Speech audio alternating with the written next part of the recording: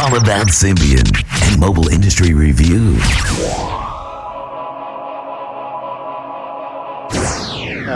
Where does my passion for Symbian come from? That's a great question. Part of it comes from the background. If you look at the way Symbian operates, I think using open ecosystems and sort of a collaborative approach and a community-led approach is actually the way that the business world needs to go in the future in general. You know, we've seen, if you look at the grand span of history, and I'm not an expert in this field, but you look at the sort of traditional models of doing business and you see how a lot of the time they haven't always worked. You know, it's often been the case of something like capitalism. It's the least worst option.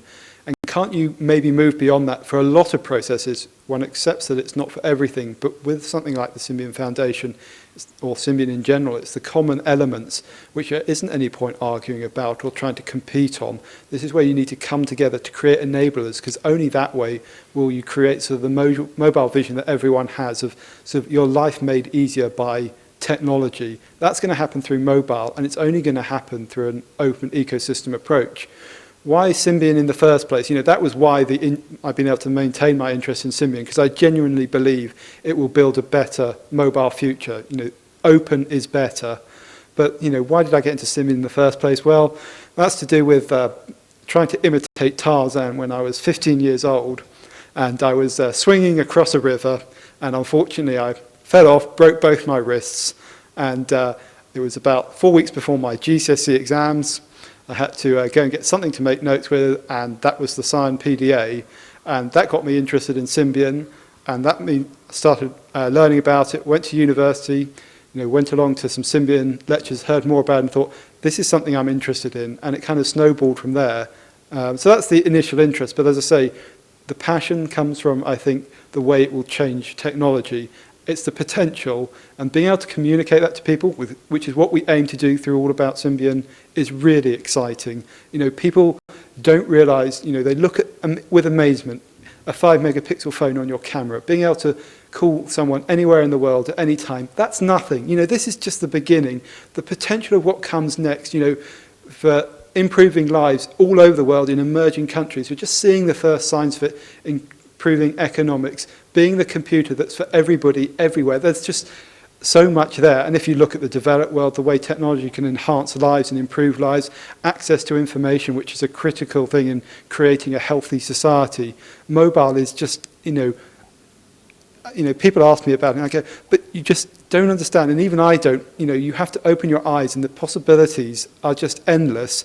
And when you start realizing the potential that's there, what's most exciting is exploring what will come next, and that, I think, is the passion. You know, that's where the passion comes from. I mean, the way I term it in my head is, you know, it's a change from the idea of top-down or hierarchical to conversation, and it's not the idea that everybody's equal, but it's the idea that everybody can have input, and that I think you can start thinking in some quite profound ways about the way that may shape the future of society. And so I'm not an expert in that area, but, you know, when I speak to smart people, you know, technologists or futurists, you see that kind of glimmer just happening.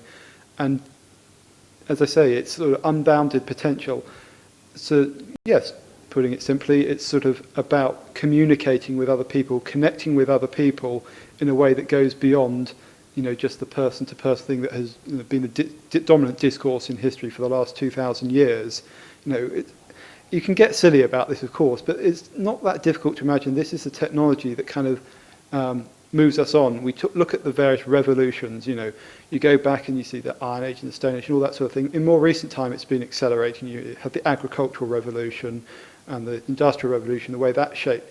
And people talk about the technology revolution, and I believe you can, you know, draw that as a boundary. But, you know, these aren't static events. These are things that take place over time. And if you look at the way the, you know, internet or computers have profoundly affected our lives, and look forward to the sort of era of ubiquitous computing, that kind of revolution is just happening now, and it's going to be through mobile, through the kind of things we're talking about. So that's, you know, and that's the excitement.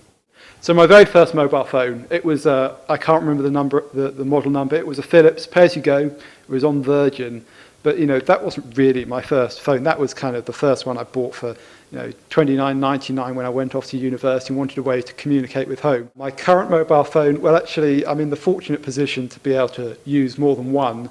But I have a Nokia E72 because I love the build quality and I get a lot of email coming in. So it's a great way to be able to triage it when you're out and about. And it does have great multimedia functionality built in. However, I also use an N97 Mini, and it's the QWERTY keyboard and touchscreen combination because having the bigger screen, much better for consuming media, be it web, music, video. But I couldn't really live without a QWERTY screen. QWERTY keyboard, I don't really like the slate devices. That's a personal preference. And I love the fact, you've got the camera and the GPS built in. I still find it magical when you fire up a maps application. That's where I am right now. Suddenly you can see the satellite data. You just think, I would have been able to conceive of this, 5 years ago, and it's like magic. And you think, if that seems like magic now, just think, where this goes next. It will be like super magic. First thing I installed on a Nokia or Symbian handset. Actually, I've been known to use devices for quite a while, just as they come out of the box, because these days you get a lot of the services that come with it. So it used to be something like Gmail or Profimail, but now I tend to use Nokia messaging. I do put Gmail on in time because of the search capabilities. I guess an early one is things like some of my favorite widgets for getting the weather or the latest news, BBC iPlayer, Gravity, some of the handy applications from Epoch were sort of handy safe. But I also like to sort of explore new applications all the time. So sometimes the first application will be just the one that takes my fancy or I've been sent for review. But I guess the ones I have on every single handset are things like Gmail, Google Maps, some of the stuff out of the Nokia Beta Labs, which I use regularly, and as I say, the handy application from Epoch Ware. The biggest inaccurate fact or statement about of recent times? Recent or what, yeah? I think my favourite rumour was back when the iPhone first launched, and it was rumoured that Steve Jobs was going to use Symbian as the base of the iPhone platform. And if he'd done that, I think it would have been a really interesting thing, and I think it would have been a very different world now. More recently, I think you always laugh when you hear the Symbian or the Nokia is dead rumours, which have been popular currency for the last 2 years. And anyone who's followed Symbian or has got even half a brain in their head must realise that it's complete rubbish. And it tends to be because there's so much concentration on the high-end devices and a lack of context. Looking outside your own perspective. I can understand a lot of people find it difficult to look outside their own market or outside their own purchase decision. But if you look at the technology available, it's quite clear there are very, very few platforms that have the capability to be horizontal like Symbian. And people talk about the smartphone wars, and actually they're already over. And Symbian won. It was the only one of Windows Mobile and Palm to actually become a proper horizontal platform. And today it's still the only horizontal open platform. Android is sort of snapping behind, but it's only on, tens of millions of devices. I don't think it's even got to that level yet. Windows Mobile, again, it's got its niche, but Symbian runs across handsets from the £100 right up to the £500. So that kind of idea that Symbian is dead, I find it difficult to even get my head around the reason why people think that's the case. And for all the acceleration and pace of change in mobile, you must realise for a platform that is better than 40-50% market share, that doesn't disappear overnight. That will take time. And actually, if you know your stuff, you realise that it's the most technically advanced available. It's being continually developed, and actually having gone through the Symbian Foundation, become open source, it's now better positioned, arguably, than any other platform to develop in the future. And I think at this point, it's almost game over in terms of, for most of the niche platforms, there will always be a heterogeneous ecosystem in mobile. That's the way it works. It's not like the desktop.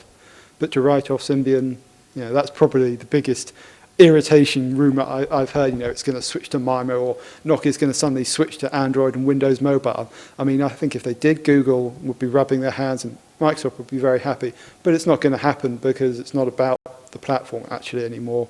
It's about what you put on top of it, the user experience. And that's best done through Symbian because it's a much more powerful enabler. All About Symbian and Mobile Industry Review.